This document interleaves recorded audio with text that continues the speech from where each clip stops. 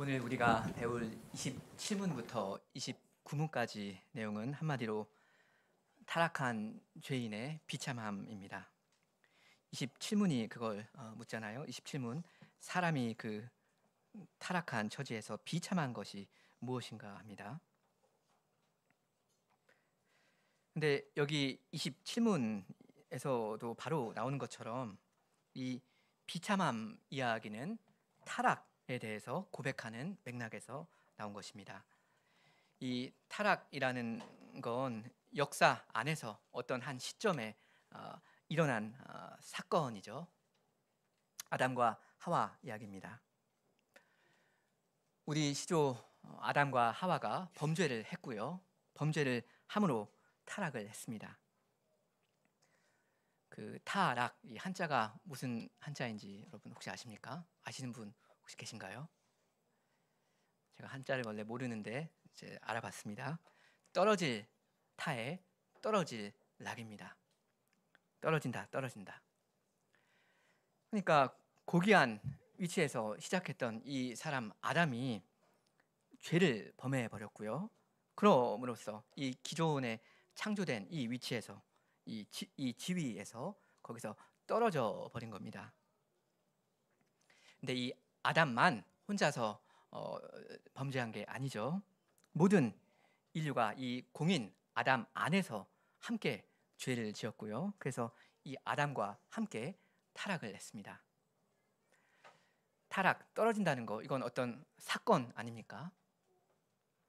우리가 뭐 건물이든 뭐 어디서든 어떤 높은 데서 이렇게 떨어져 버리면 어떤 바닥에 쿵 하면서 이 착지를, 말하자면 착지를 하잖아요. 23문은 지난번에 본 건데 23문이 묻는 게 그겁니다.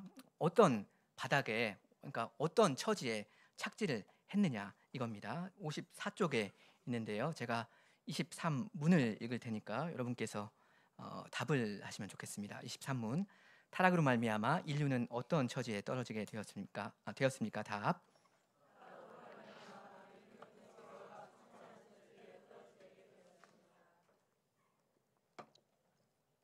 이건 지금 인류 이야기죠. 모든 사람 이야기입니다. 모든 사람이 떨어져 버렸는데요.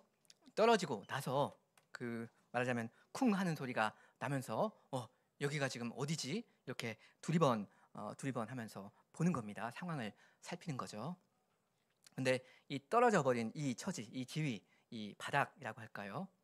이게 어떤 바닥이냐, 그 상태가 어떠냐, 거기 뭐가 있느냐 하는 게 지금 이 23문 이야기입니다. 사람이 함께 떨어지고 나서 바닥을 찍었는데요. 이게 어떤 바닥입니까? 이제 사람은 어떤 처지에서 살아가게 되었습니까?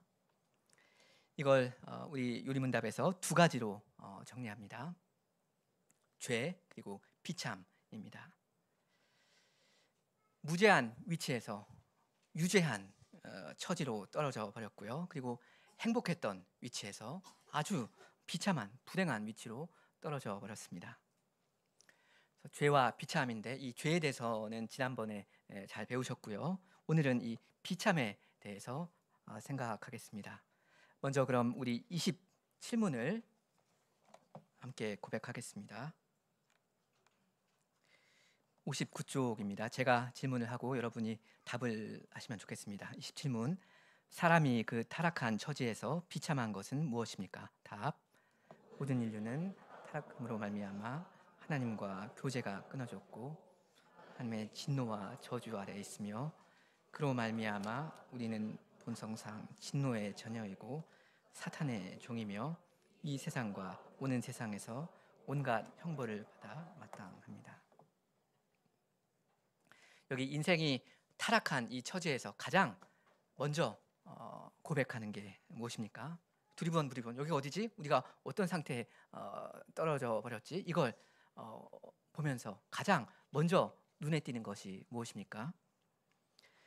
여기 나오죠. 하나님과 교제가 끊어졌다 하는 겁니다. 하나님이 여기에 안 계시구나 하는 거죠. 하나님이 없다는 사실에서 사람의 비참함이 가장 생생하게 드러납니다. 이 비참이라는 거 그 사전 찾아보면 슬프고 끔찍하다 이런 뜻인데, 사람이 이 땅에서 겪는 그 모든 이 슬픔과 이 끔찍한 거, 이 모든 일들은 전부 다 하나님과 그 교제가 끊어진 데에서 나오는 것입니다. 하나님을 즐거워하는 그 교제가 끊어져 버린 게 가장 슬프고 끔찍한 거고요. 나머지 고통은 거기에서 비롯된 것입니다. 죄인은 그렇습니다. 하나님이 내 곁에 지금 안 계신다는데, 그렇다면 무슨 행복이 있겠습니까? 재미 하나도 없어야 합니다. 근데 어떤 사람한테 하나님이 없는데도 인생에 무슨 낙이 있다면, 그래도 이게 있으니까 그래도 난 살만하다. 그렇다면 그 무엇은 마약과도 같은 것일 겁니다. 현실을 잠깐 잊어버리게 만드는 거예요.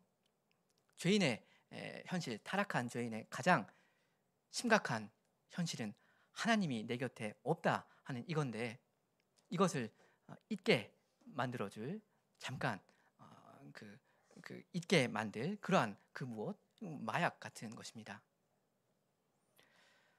저는 교우 여러분께 묻고 싶습니다. 여러분이 상상할 수 있는 가장 끔찍한 그런 상황이 무엇입니까?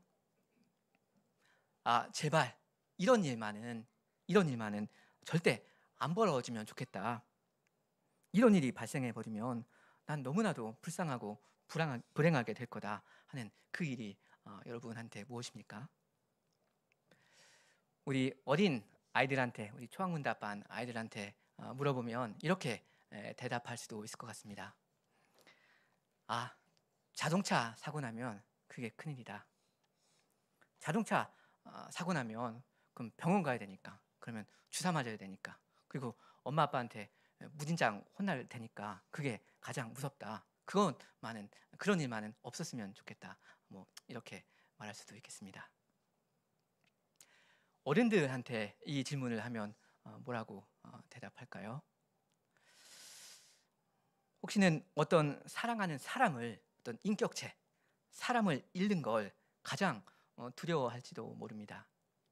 저 같은 경우는 제 아내를 어느 날 잃게 된다거나, 혹은 우리 사랑하는 자녀들이 갑자기 없어져 버린다면 얼마나 불행하겠어요. 근데 구약의 의인 다윗한테 이 질문을 했다면 뭐라고 말했을지, 제가 시편 51편의 한 구절을 읽습니다. 다윗의 말인데요. 나를 주 앞에서 쫓아내지 마시며 주의 성신을 내게서 거두지 마소서 합니다.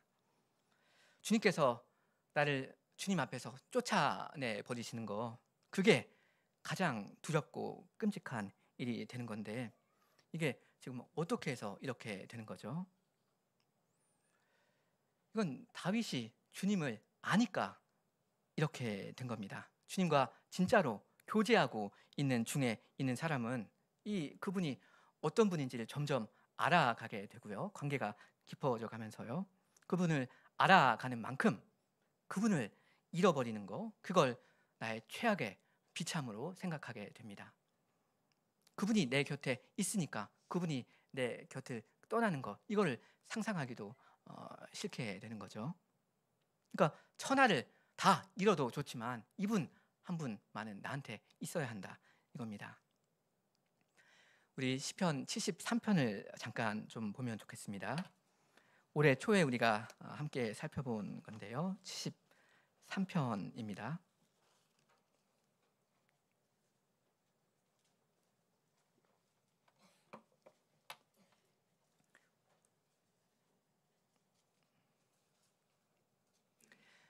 (73편) 23절부터 제가 읽습니다.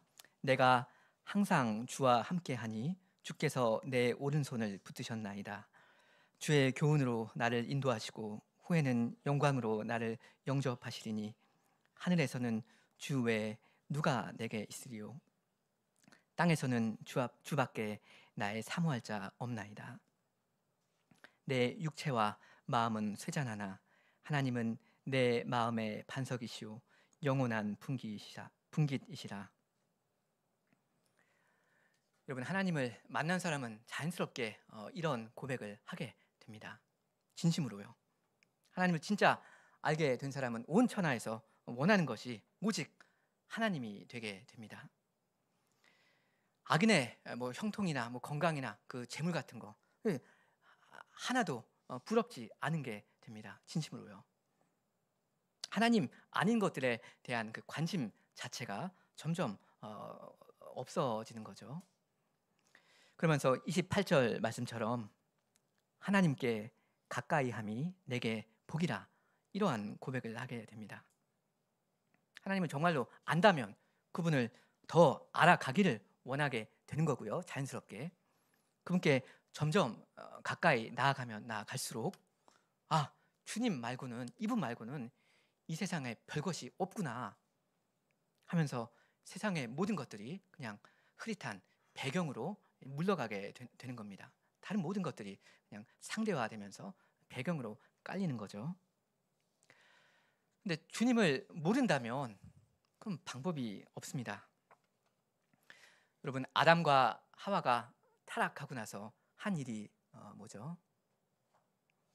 주님으로부터 숨은 거 아닙니까?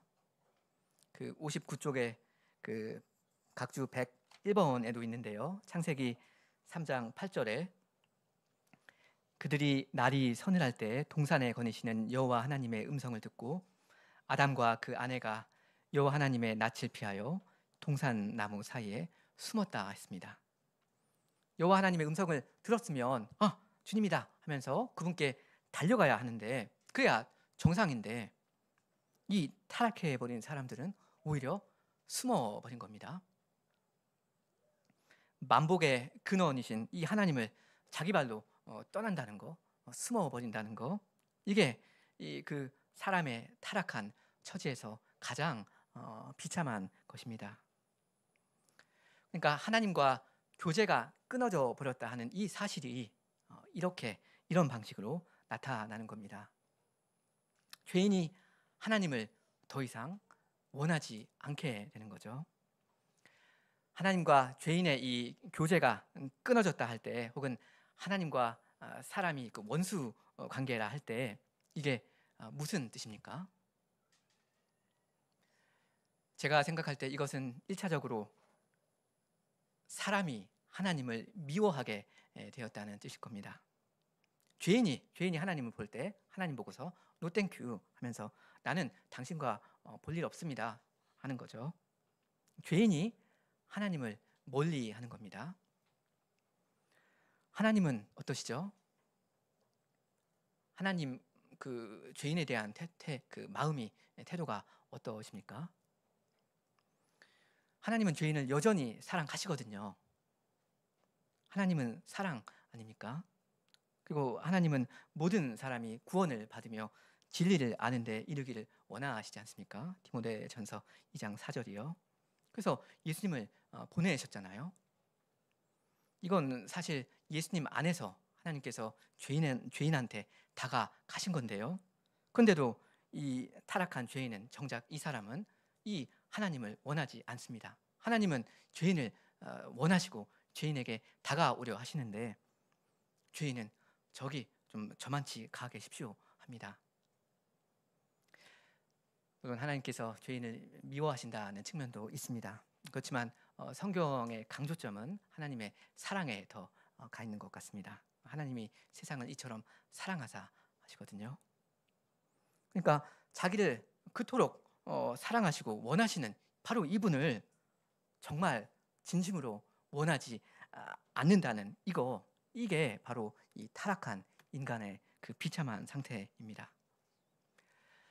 저는 바라기로는 이런 증상이 여러분의 주중의 생활에는 없으시면 좋겠습니다. 기도하는 거 있잖아요. 하나님께 말씀을 드리는 거요. 혹은 성경을 읽는 거, 하나님의 말씀을 듣는 거요. 별로 하기가 싫은 거, 그거 하기에는 내가 너무 바쁜 거, 이거 성경 읽는 거, 그 기도하는 거, 이거 말고 다른 거 하고 싶은 게 너무나도 이 세상에 많은 거, 이건 타락해버린 사람의 증상 아닙니까? 어찌할 수 없는 그 증상이 구원받은 신자 안에도 있다. 그건 참 이상한 일입니다. 여러분이 구주 그리스도를 믿으시고 계시다면 여러분은 타락한 사람이 아니시거든요. 여기서 지금 고백하고 있는 이 타락한 이 모양, 타락한 이 처지라는 거 여러분한테는 해당이 안 되는 것이어야 합니다. 근데 그것이 일부라도 여전히 해당이 된다. 그리고 거기 5년이 지나고 10년이 지나도 별로 차이가 없다. 자기가 그렇다면 구원받은 사람이 맞는가? 그것을 물어야 할 일입니다. 27문은 이만큼 하고요. 27문답 제일 끝에 보시면 27문답 제일 끝에 이 세상과 하고 그 다음에 오는 세상에서 온갖 형벌을 받아 마땅합니다 하지 않습니까? 이 타락한 죄인의 이 비참함이라는 거에는 형벌이라는 측면이 있는데요. 이 세상에서 받는 형벌이 일단 있고요. 그 다음에 오는 세상에서 받는 형벌이 있습니다. 두 가지인데 이게 각각 28문 그리고 29문입니다. 먼저 28문답입니다. 제가 28문을 읽겠습니다. 28문. 이 세상에서 죄의 형벌이 무엇입니까? 답.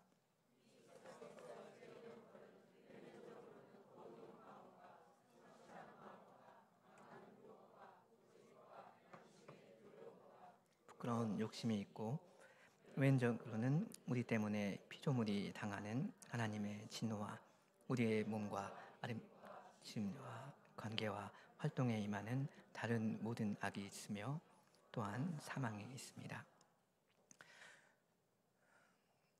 죄라는 거, 하나님의 계명을 지키지 않는다는 거, 이건 단지 불행하고 불운한 그런 일에 그치는 게 아니죠. 그래서 주님께서 그냥 마냥 아이고 불쌍해라 어쩌다 그렇게 됐느냐 너 참 딱하게 되었다 이렇게 주님의 동정심만을 유발하는 그런 것은 아닙니다. 그리고 죄는 단지 치유되어야 하는 어떤 불쌍한 질병 이런 것에 그치는 것도 아니죠. 사람이 죄를 지으면 거기에는 책임이 따릅니다. 그래서 마땅히 반드시 형벌을 가하십니다. 여기 보면 타락한 처지에서 죄인들이 이 세상에서 받는 죄의 형벌은 크게 내면적인 것 그리고 외면적인 것이 있다 합니다. 이렇게 두 개로 구분하고 있고 그리고 또 사망이 있는데 우리 에베소서 4장을 좀 같이 보겠습니다. 에베소서 4장 17절 이하입니다.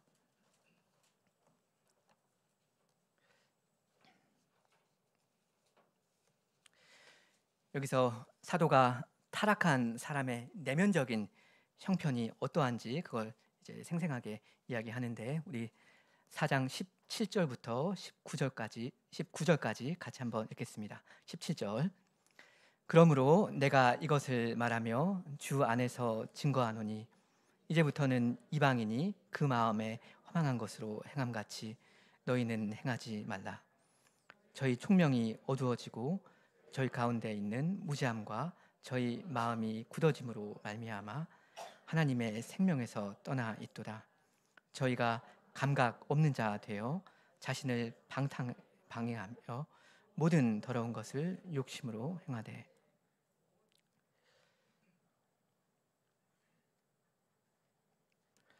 여기 17절을 보시면 타락한 사람은 옛사람을 말하는 겁니다. 옛사람은 그 마음에 허망한 것으로 행합니다. 이 허망한 상태라는 건 사람이 하나님을 알기는 알되 정당하게 알지 못하고 우상을 섬기는 그런 상태입니다. 그 마음이 본래 목적에 비춰보면 전혀 무익하게 되어 있죠.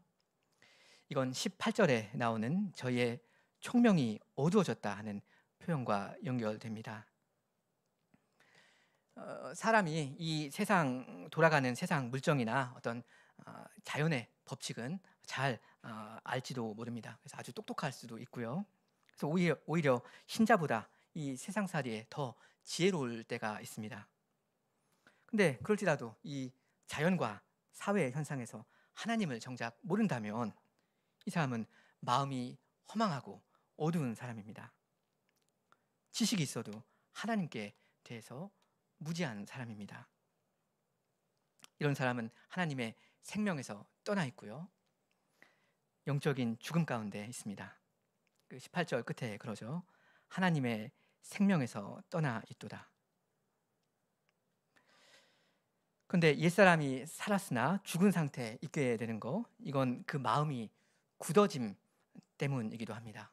그 상상을 해보세요. 심장이 있는데 이게 굳어져 버려 있습니다. 이 굳어짐이라는 이 단어가 이 대리석 뭐 이런 거랑 관련된 단어이거든요. 마음이 돌처럼 딱딱한 거요. 죽었다는 말이죠. 이 딱딱해진 마음 때문에 마음에 무지함이 생깁니다. 저희 가운데 있는 무지함이라고 하죠. 그래서 이 굳은 마음이 하나님의 말씀에 접촉을 할 때도 이 불의로 이걸 억눌러 버립니다. 노 땡큐 하는 겁니다.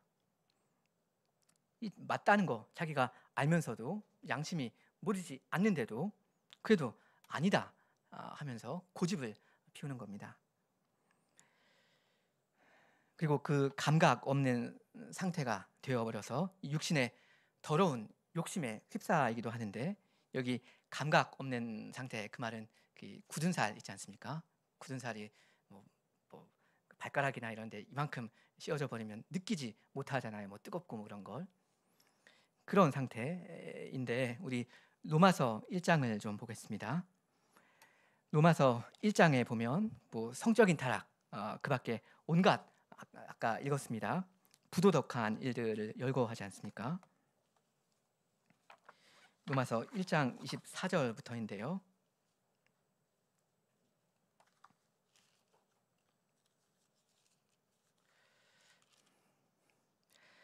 아까 읽었습니다. 그 내어 버리셨다 하는 말이 몇 번 나왔죠?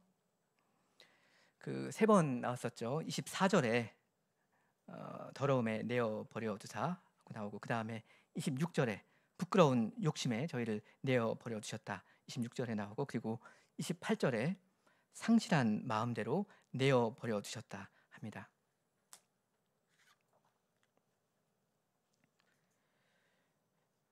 타락해 버린 사람이 스스로 하나님한테 노 땡큐 하면서 하나님의 생명에서 떨어져 버리죠. 사람이 하나님을 떠날 때, 때로는 그럴 때 하나님께서 그 사람을 그냥 그 마음대로 내어 버려 두시는 경우가 있습니다. 네 마음대로 살거라 하면서 온갖 그 더러운 죄, 그 시궁창 안에서 그냥 뒹굴게 두시는 겁니다. 그러니까 여러분, 여기에서 말씀하는 죄의 형벌이라는 거, 그게 다 결국 무엇입니까? 이게 지금 죄의 형벌에 대해서 고백하고 있는 건데, 여기서 말하는 죄의 형벌은 죄입니다. 죄짓도록 그냥 두시는 거예요. 여기 28문답에서 이야기하는 죄의 형벌의 그 내면적인 거, 그거 아닙니까? 제가 28문의 답을 좀 다시 읽겠습니다.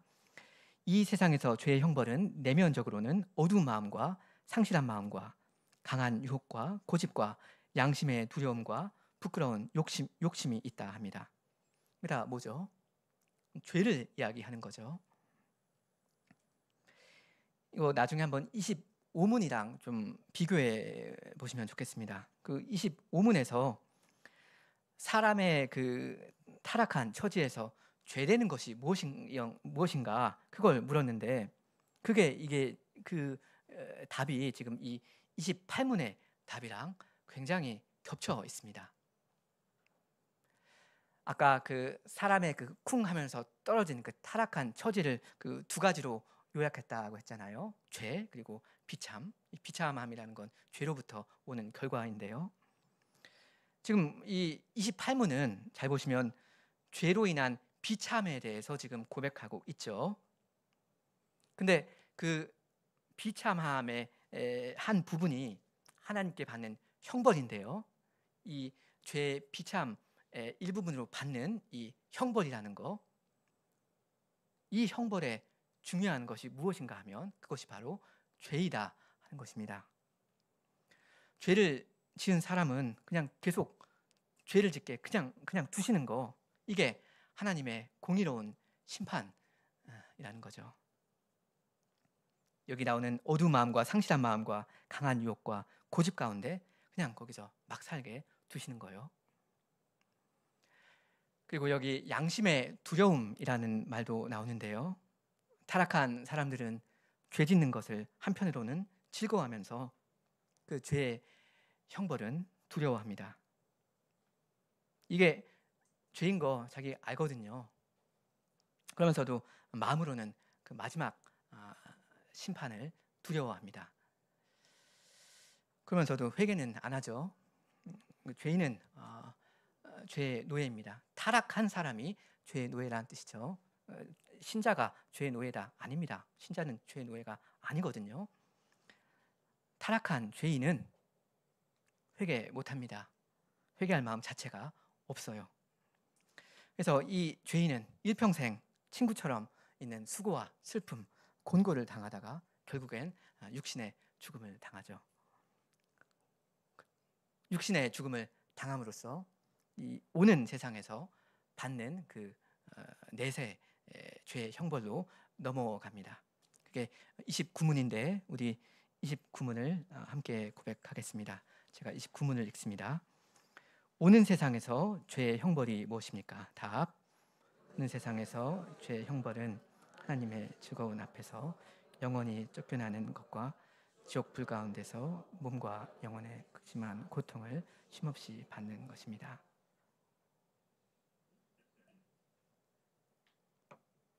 아까 28문에서는 이 세상에서 받는 형벌 몇 가지를 이야기했었죠.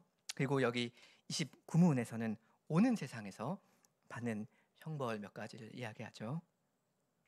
네, 제가 생각하기에는 이 두 가지 종류의 형벌이 각각 따로 있는 거, 그런 건 아닌 것 같습니다. 다시 말하면 이 세상에서는 이러한 형벌들을 받고 그 다음에 죄인이 죽으면 이 형벌들은 이제 그만 받고 이제 저 세상에 해당되는 그 29문의 형벌들로 전환된다, 그걸로 넘어간다, 이런 건 아닐 겁니다. 아까 그 28문에서 나왔던 여러 가지 형벌들 있잖아요. 그 어두운 마음, 뭐 강한 유혹, 고집, 하나님의 진노, 이런 형벌들이 지옥에 가면 없어진다, 그런 말이겠습니까? 지옥 가면 죄인들이 회개하나요?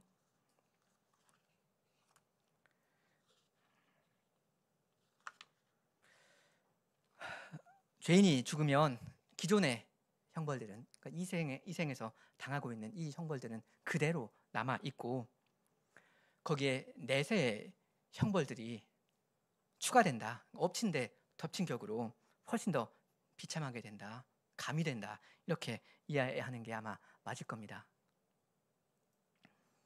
아까 하나님을 알아가고 그 하나님과의 그 관계가 깊어지는 거, 이게 최고의 행복이라고 했는데 오는 세상에서 죄인이 받을 형벌, 그것이 뭐냐면 일단은 여기 29문답에 나오는 대로 하나님의 즐거운 앞에서 영원히 쫓겨나는 것입니다. 이렇게 했는데 오해를 하시면 안 되죠. 이 말은 중보자를 믿지 않는 죄인이 지금은 하나님과 교제하고 살고 있다, 이 말이 전혀 아니죠. 여기에서 핵심 단어는 영원히입니다.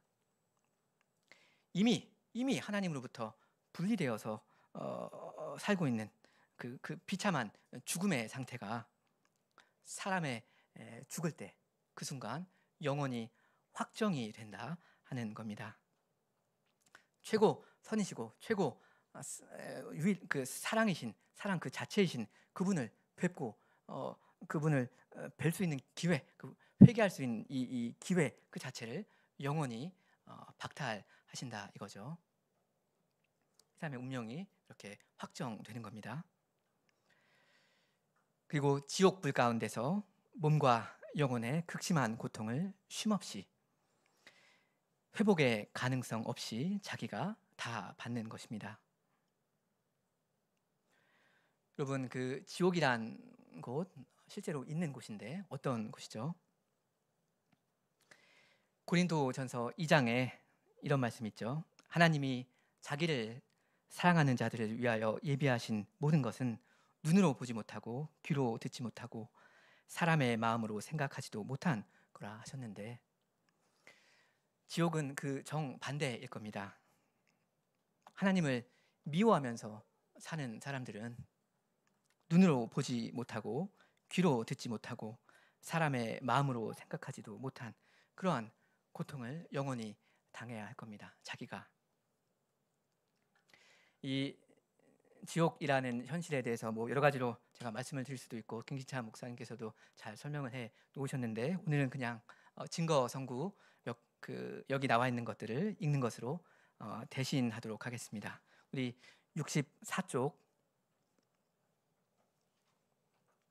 115번 각주에 있는 데살로니가 후서의 1장 9절 말씀을 함께 읽겠습니다. 1장 9절이요. 이런 자들이 주의 얼굴과 그의 힘의 영광을 떠나 영원한 멸망의 형벌을 받으리로다. 그 다음 바로 아래 마가복음 9장인데요. 거기 책자에 인쇄되어 있는 그대로 함께 읽겠습니다. 9장이요. 만일 내 손이 너를 범죄케 하거든 찍어버리라. 불구자로 영생에 들어가는 것이 두 손을 가지고 지옥 꺼지지 않는 불에 들어가는 것보다 나으니라. 만일 내 발이 너를 범죄케 하거든 찍어버리라. 절뚝발이로 영생에 들어가는 것이 두 발을 가지고 지옥에 던지우는 것보다 나으니라. 만일 내 눈이 너를 범죄케 하거든 빼어버리라. 한눈으로 하나님의 나라에 들어가는 것이 두 눈을 가지고 지옥에 던지우는 것보다 나으니라. 거기는 구더기도 죽지 않고 불도 꺼지지 아니하느니라. 그 다음 누가복음 16장 부분입니다. 함께 읽겠습니다. 불러 가로되 아버지 아브라함이여 나를 긍휼히 여기사 나사로를 보내어 그 손가락 끝에 물을 찍어 내 혀를 서늘하게 하소서. 내가 이 불꽃 가운데서 고민하나이다. 이뿐 아니라 너희와 우리 사이에 큰 구렁이 끼어 있어 여기서 너희에게 건너가고자 하되 할 수 없고 거기서 우리에게 건너올 수도 없게 하였느니라. 그 다음 마태복음 25장 말씀입니다. 같이 읽으시죠. 또 왼편에 있는 자들에게 이르시되 저주를 받은 자들아 나를 떠나 마귀와 그 사자들을 위하여 예비된 영영한 불에 들어가라. 저희는 영벌에 의인들은 영생에 들어가리라 하시니라. 그 다음 계시록 14장입니다. 읽겠습니다. 그 고난의 연기가 세세토록 올라가리로다. 짐승과 그의 우상에게 경배하고 그 이름의 표를 받는 자는 누구든지 밤낮 쉼을 얻지 못하리라 하더라. 마지막으로 요한복음 3장 36절입니다. 같이 읽겠습니다. 아들을 믿는 자는 영생이 있고 아들을 순종치 아니하는 자는 영생을 보지 못하고 도리어 하나님의 진노가 그 위에 머물러 있느니라. 함께 기도하시겠습니다.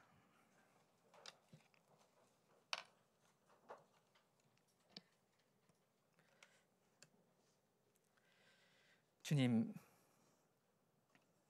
모든 인생들의 영원한 생사화복을 주장하시는 주님께서 저희에게 그 귀하신 독생자 예수 그리스도를 희생 제물로 내어주시고 이 아드님 그리스도로서 죽음과 지옥의 형벌을 맛보시며 저희에게 말씀하시기를 나의 삶을 두고 맹세하노니 나는 악인이 죽는 것을 기뻐하지 아니하고 악인이 그의 길에서 돌이켜 떠나 사는 것을 기뻐하노라. 이스라엘 족속아 돌이키고 돌이키라. 너희 악한 길에서 떠나라. 어찌 죽고자 하느냐 하시옵니다. 주님, 저희의 귀를 열어 저희로 주님의 말씀을 듣게 하여 주시옵소서. 주께서 분명히 경고하신 말씀을 저희의 마음에 새기며 생명의 주 예수님을 믿게 하여 주시옵소서. 또한 죄인들을 얼마든지 영생에 이르게 하실 그 생명의 복음을 저희에게 맡기셨사오니 이 죽음의 땅 가운데서 저희가 할 수 있는 일을 담대히 해 나갈 수 있도록 하여 주시옵소서. 예수님의 이름으로 기도합니다. 아멘.